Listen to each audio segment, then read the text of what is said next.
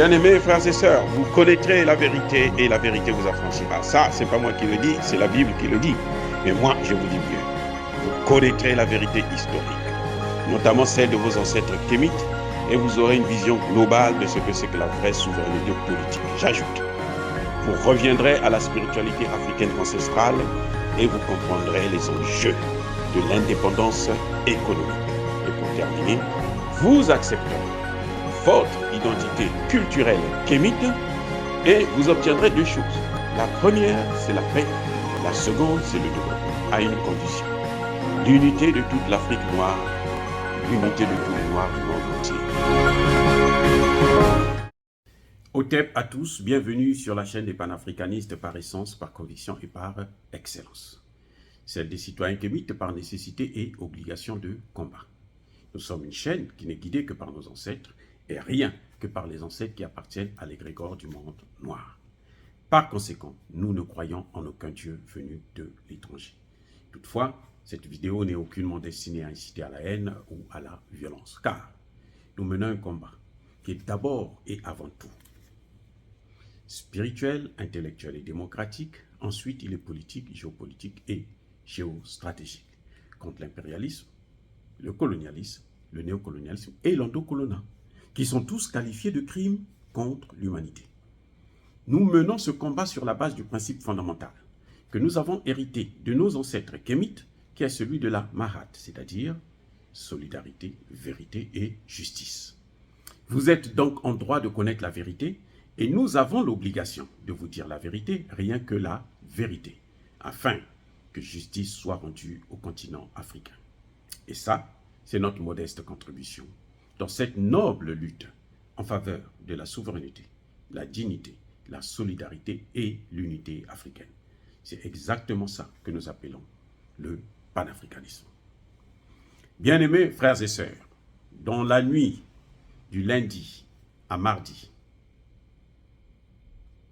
2023, donc cette semaine même, début de cette semaine, eh bien, il y a eu 2 attaques simultanées au Mali, dans la région de Kiloukoro. Ces attaques ont fait au moins 2 morts. Et comme d'habitude, ils sont venus, ils ont attaqué les checkpoints à Kassela et puis à Makakongo. Et puis bon, les terroristes se sont volatilisés comme d'habitude dans l'air jusqu'à ce qu'on puisse mettre la main sur eux. Parce que quand ils font les coups, après ils s'infiltrent dans la population, ils jettent des armes, ils jettent leurs motos, et puis bon, ils marchent comme des civils. Mais maintenant, quand on les dénonce, si on les attrape, les associations de droits de l'homme vont venir se lever pour dire « Ah, on a tué les civils ». Mais ce n'est pas des civils, parce que malheureusement, les terroristes n'ont pas d'uniforme et qu'on les reconnaît. Parce que vous êtes dans un village, vous connaissez, vous vous connaissez. Dans une ville, toute la jeunesse là, vous vous connaissez. Moi, dans la ville là où j'ai grandi, même aujourd'hui, après plusieurs années en Occident, quand j'arrive, même les plus petits te reconnaissent. Ah, ça c'est un tel. Eh oui. Même les plus petits, ils savent, c'est un tel. Ce que tu n'as pas vu naître, ils savent. Arrivé à un certain âge, ils savent, ça c'est un tel. Donc, quand tu es étranger, on sait aussi que non, tu es étranger. Et dans un pays où il y a le terrorisme qui continue à faire des victimes, eh bien, on reconnaît très facilement le terroriste. Même s'il enlève sa tenue, il n'a pas d'armes, il n'a rien, on va le reconnaître facilement. Et c'est comme ça qu'on arrive à les attraper. Puisque la population se connaît. Donc, ils informent, mais attendez, celui qui passe là, lui, on ne l'a jamais vu ici. Lui, il n'est pas d'ici. On t'interpelle, on te pose des questions. Et quand tu veux fuir, on t'abat. À ce moment, bon, on sait que non, c'était un terroriste, justement. Voilà ce qui se passe. Donc, comme ils ont fait le coup, et ils ont pris la fuite, les associations des droits de l'homme se taisent. Pour eux, ah là, on n'a pas dit que non, oh, on a tué tant, non. Là, ils vous disent seulement que non, il y a eu attentat, donc le système de sécurité, le Mali ne contrôle toujours pas le terrorisme.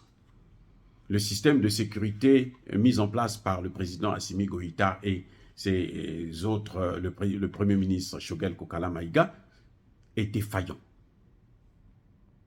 Mais ils prennent le soin, et c'est ça qui est intéressant, ils prennent le soin de ne pas vous dire que ça fait plus de 7 mois que le Mali n'a plus connu d'attentat. Eh oui, ils prennent le soin. Et pourtant, ils vous disaient que y a des régions qui sont encore occupées par des terroristes. Bazoum avait dit qu'ils vont occuper une partie comment vous appelez ça, du Mali encore. Bazoum l'a dit lorsqu'ils sont venus là, à l'Assemblée générale des Nations Unies. Bazoum l'a dit. Et il a précisé, et au point où nous on s'est dit, mais attendez, comment ils connaissent ces informations?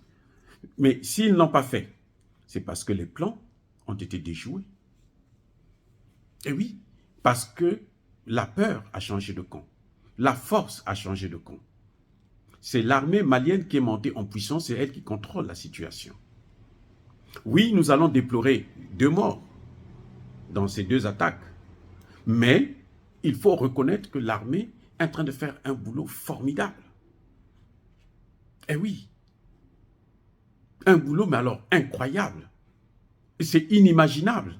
Là où la France a sacrifié 80% du territoire malien aux terroristes, c'est l'armée malienne qui est en train de récupérer les choses.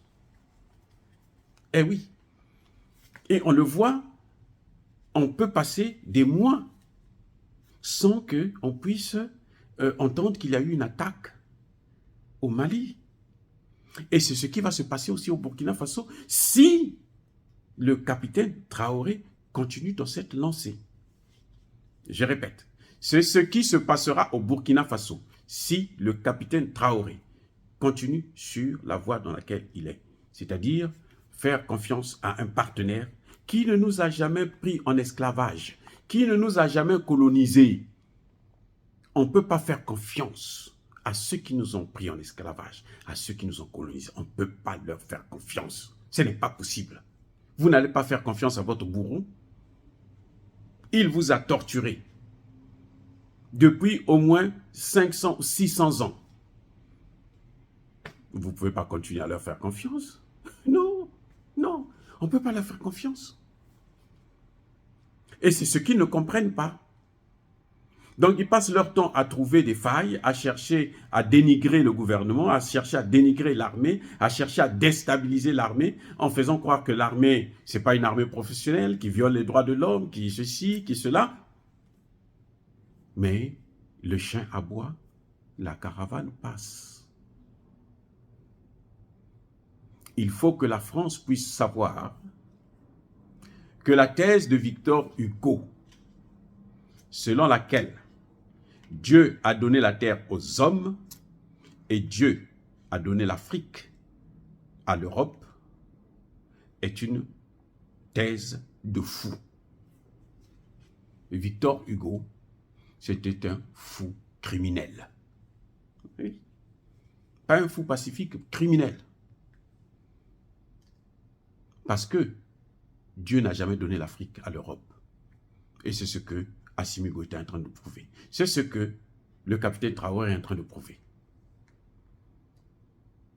Donc, ils peuvent crier, vous dire que, eh bien, comme il y a eu cette attaque-là, attendez, Catherine Colonna est passée encore là.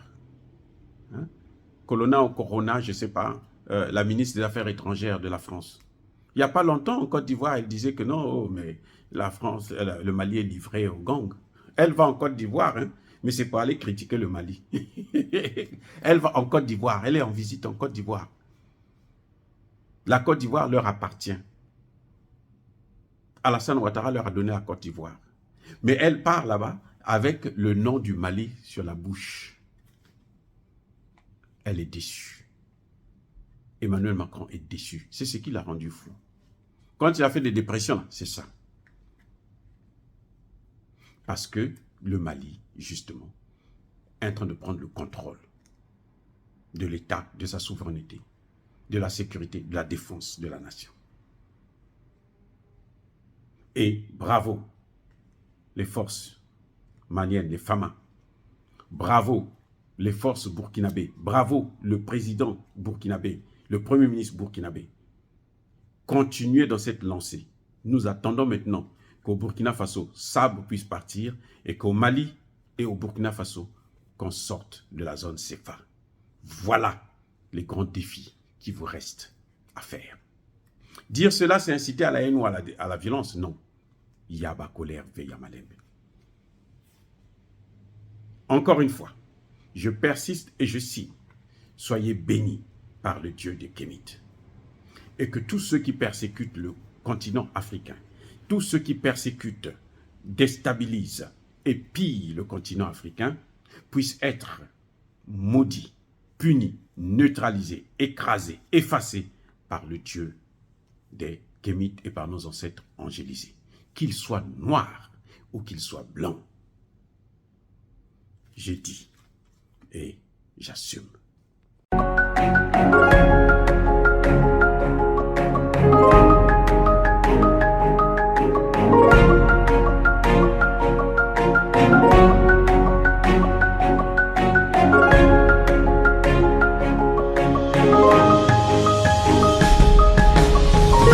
Eux, ils marchent par la foi et non par la vue.